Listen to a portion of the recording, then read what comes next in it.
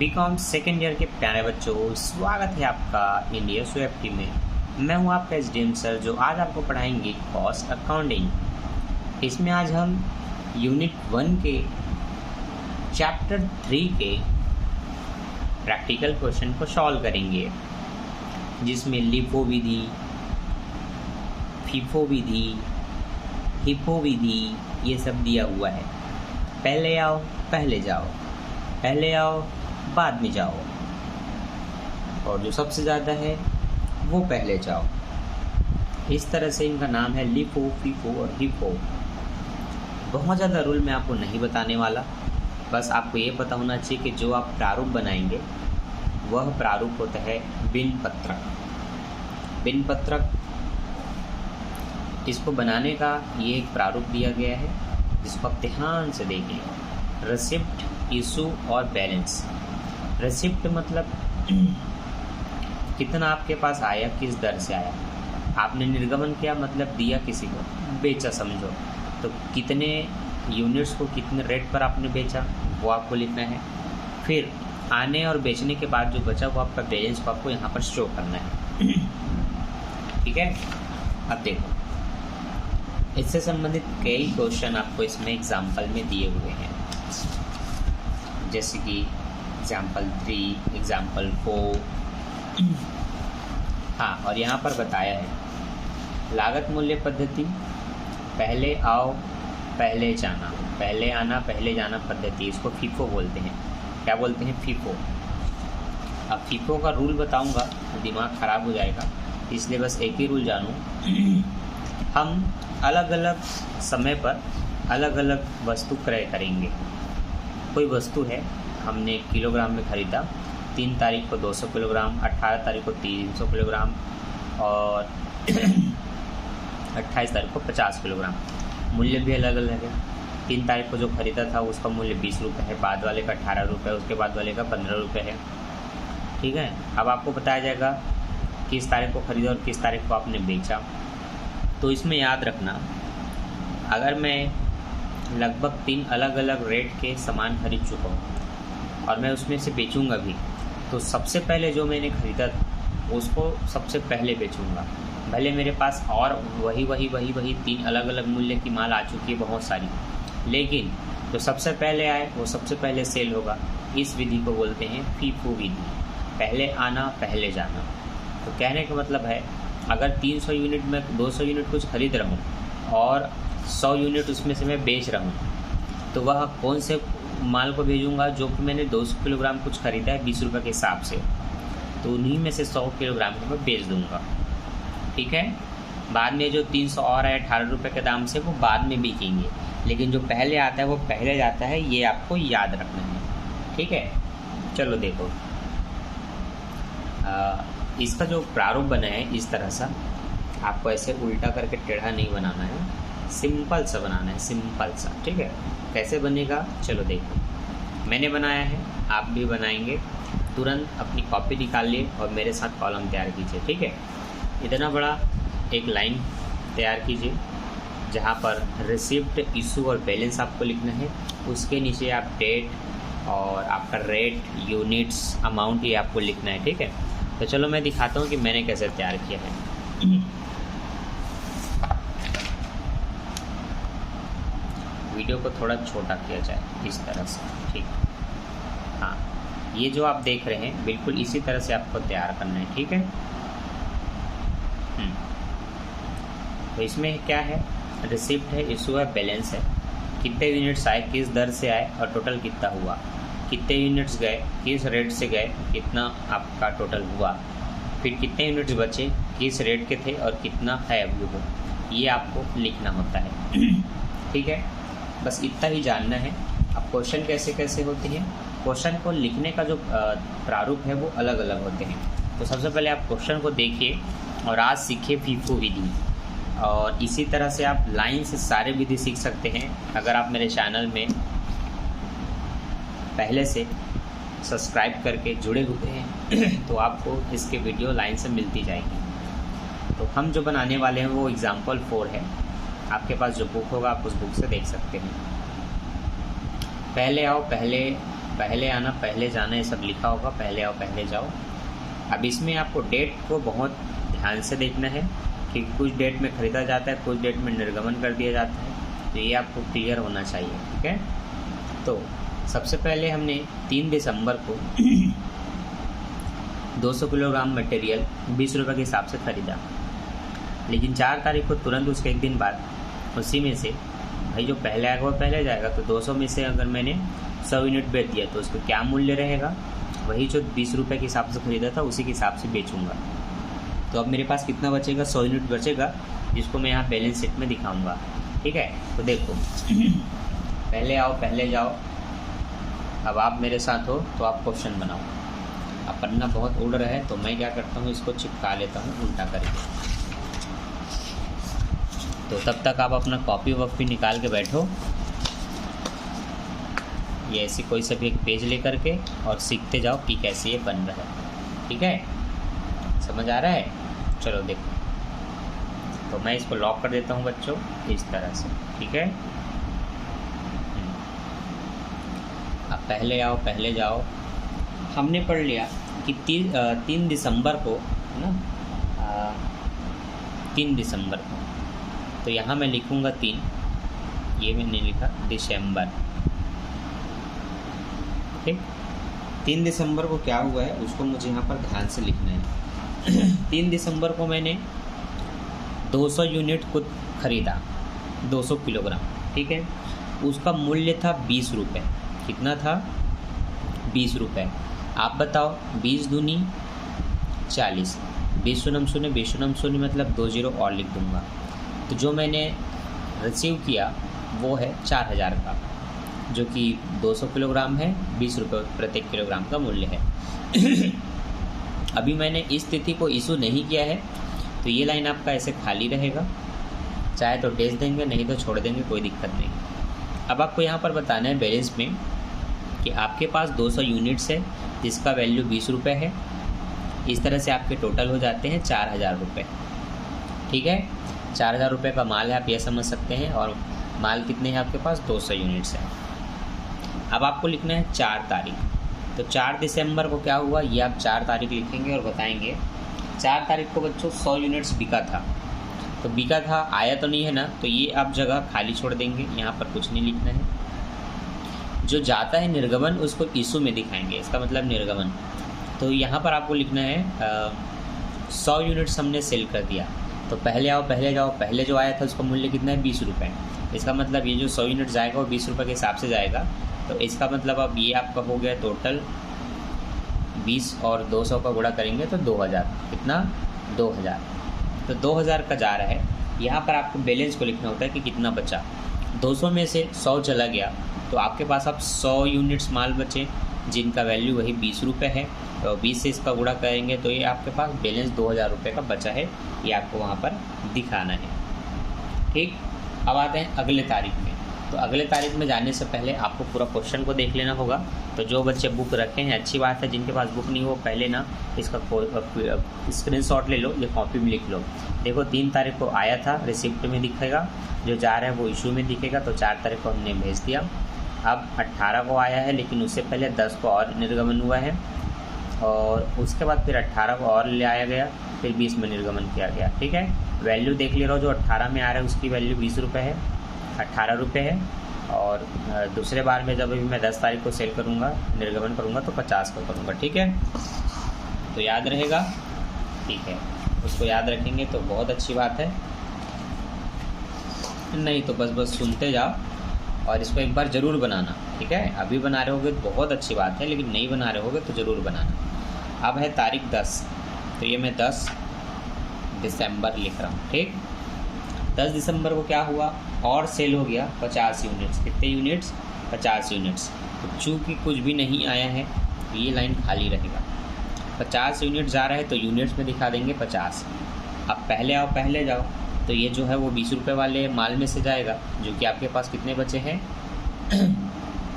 100 units बचे हैं, उसमें से 50 चले गए तो इनका मूल्य 20 रुपये है। 20 शून्य शून्य 20 पंचे 100 मतलब 1000। अब 50 में से 100 में से 50 माल फिर से चले गए, आपके पास 50 यूनिट्स बचा है जिसकी वैल्यू 20 रुपये है। तो आप कह सकते हैं कि आपका टोटल 1000 रुपये का माल बचा हुआ है। कितने का? 1000 का। ठीक है, नो डाउट? No doubt. ठीक है, चलो आगे देखो। अब हम चलते हैं 18 तारीख को, क्योंकि इसके बाद है सीधा 18 तारीख। तो ये मैं लिख रहा हूँ बच्चों यहाँ पर 18 दिसंबर। 18 दिसंबर को हमारे पास आया है 300 रुपये का माल। तो ये रिसिप्ट में आप लिखेंगे यूनिट के नीचे 300 यूनिट आया है। इनका वैल्यू है 18 रुपये। 18 तिया 36 होता है और 2 जीरो को लगा देंगे तो 3600 हो जाएगा। सॉरी 18 तिया 54 होता है यार, मैं 18 दूनी 36, मेरे से 2 बार ये गलती हो गया। 18 दूनी 54। ठीक है, 54 आपको दिख रहा होगा, ये 5 और ये है 4, 54। तो 18 तिया 54 का माल आया। और निर्गमन तो अभी हमने कुछ भी नहीं किया 18 तारीख को, तो ये वाला लाइन आप ऐसे खाली छोड़ देंगे। अब आपको बताना है, आपके पास पहले 50 का बचा था, 300 का और आ गया, तो आपके पास टोटल 350 के माल हो गए। कितने के हो गए? 350। ठीक है, अब यहाँ पर आप ये बता सकते हैं कि इनकी वैल्यू कितनी है? 18 रुपये। कितनी है? 18 रुपये।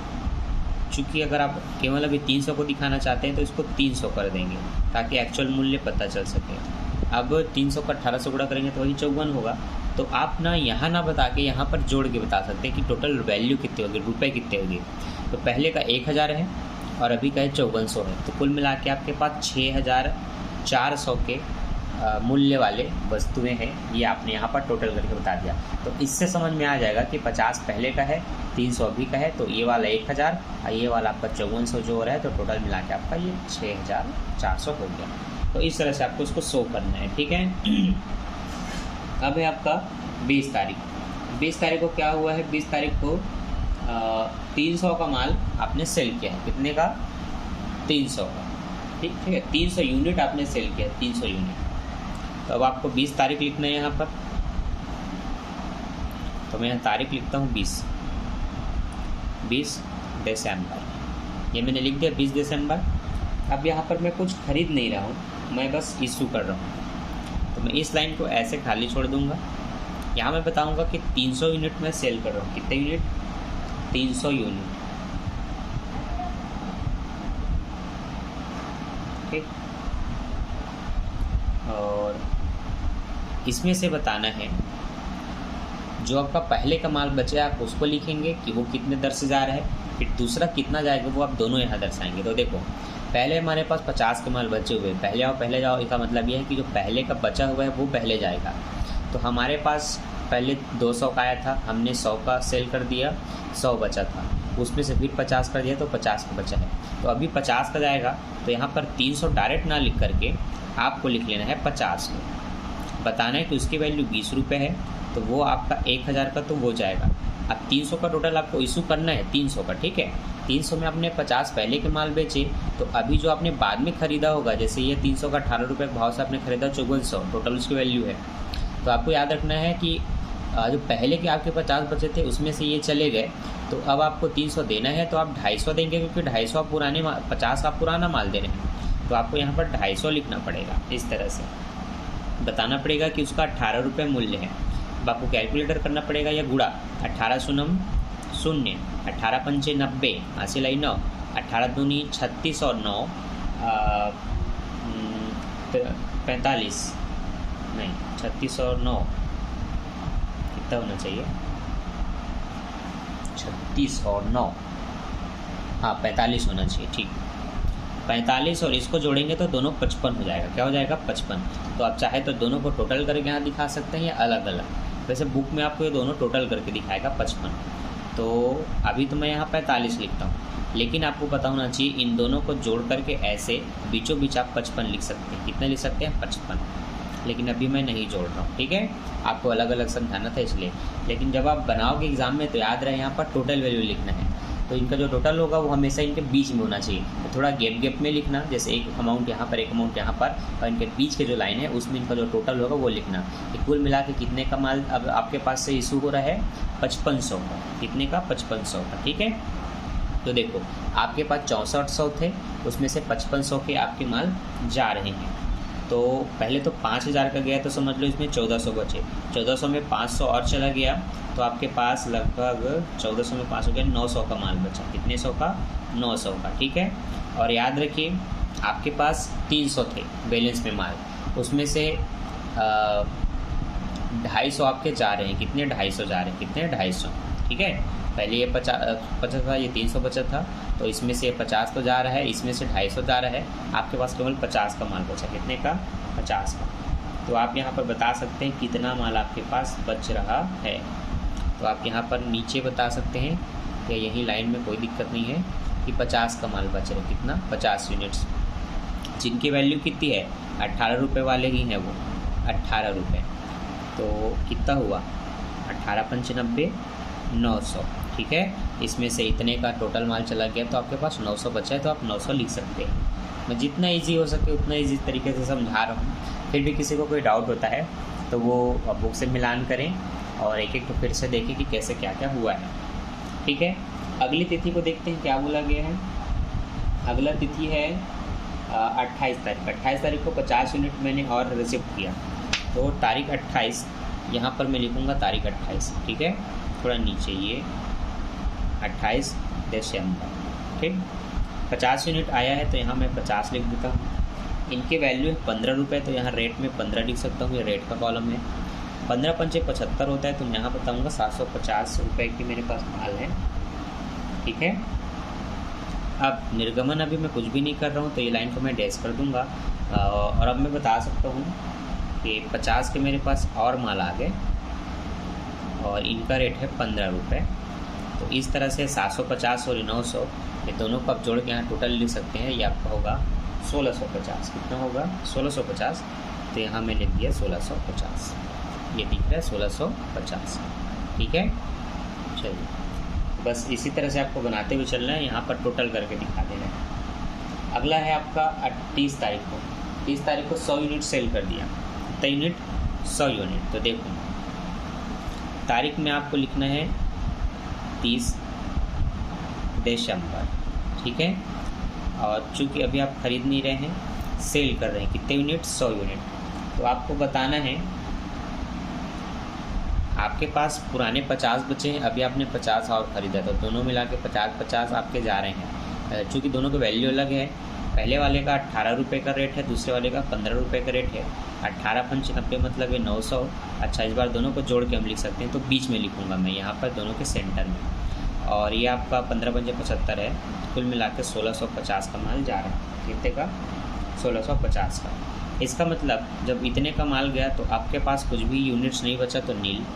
ठीक है, नील एल एक बार रहेगा। ठीक है, एल एक बार बस रहेगा। ये आपका नील हो गया, और ये तो डैश कर दीजिए। यहाँ पर भी कुछ नहीं बचा लास्ट अमाउंट में, तो यहाँ पर भी आपको नील लिख देना है। ठीक है, बस इस तरह से आपका ये बन चुका है। अब आप अपने खाते को क्लोज कर सकते हैं। तो मैं आप इस वीडियो को छोटा करके आपको दिखाता हूँ कि यहाँ पर दरअसल क्या होगा। ठीक है, फर्स्ट में हमने जितने का माल खरीदा फर्स्ट तारीख लिख करके उसमें यूनिट्स में दिखाएंगे कि कितने यूनिट आए, कितने रेट पर आए, टोटल कितना उसकी वैल्यू हो गई। बैलेंस में इसी को उठा करके सीधा लिख देना है।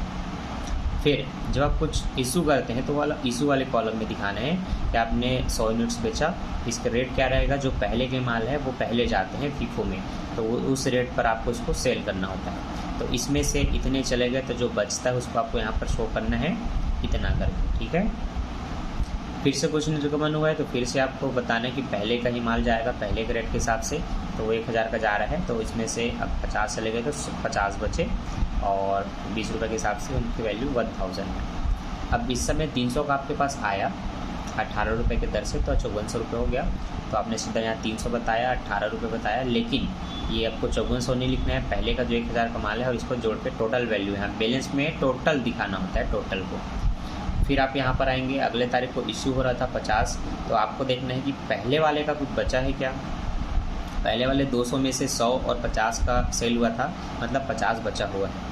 तो अब अगर अभी मैं 50 का इशू करता हूँ तो पहले वाला 50 का जो माल है वो जाएगा, 50 किलोग्राम जो बचा है, तो उनको हमने सेल किया 1000 के हिसाब से। लेकिन इसी तारीख टोटल 300 के माल जाने वाले थे, तो एक तो पुराना 50 दिया, एक तो अभी नया 300 में से 250 का माल दिया, जिसका रेट है 18 रुपये।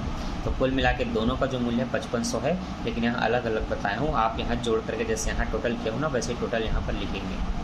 अब आप बताएंगे कि आपके पास 300 में से भी 250 के माल चलेगा, मतलब केवल 50 के बचे, तो ये 50 लिख करके 18 रुपये के हिसाब से बता दो कि आपके पास 900 बचा, क्योंकि कितने का माल सेल हो गया, वो इशू में पता चल जाता है कितने का माल जा रहा है। उसके बाद अगली तारीख में 28 तारीख को हमने 50 यूनिट खरीदा, 15 रुपये रेट था, 750 रुपये।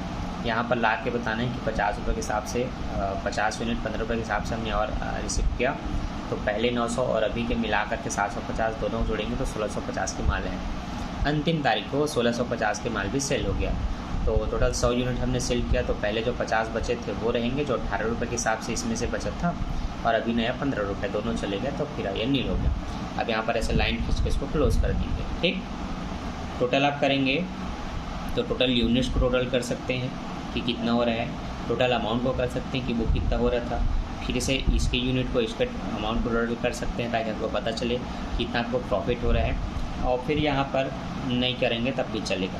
तो इन दोनों अमाउंट यूनिट्स का, इन दोनों अमाउंट यूनिट्स का टोटल होता है, तो आप वो कर लेंगे। तो आप देखेंगे 550 हो रहा है, और ये आपका 10,150 हो रहा है। यहाँ पर भी आप जोड़ेंगे तो वही 550, 10,150 हो रहा है। तो यही टोटल आपको इसमें दिया हुआ है। किसमें दिया हुआ है? बुक में।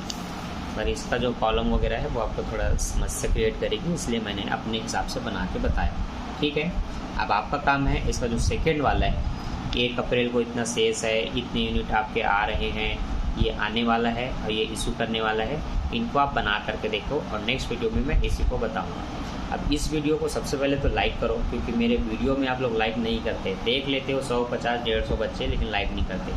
टारगेट है आपको 1000 लाइक करना है, तभी मैं अकाउंट के आगे वीडियो बहुत अच्छे से बनाऊंगा, कॉस्ट अकाउंटिंग के। लेकिन आप लोग लाइक नहीं करोगे तो अच्छा नहीं लगेगा। तो सबसे पहले वीडियो को लाइक करो और एक कमेंट करके बताओ ये जो मैंने समझाया ये आपको समझ में आया कि नहीं।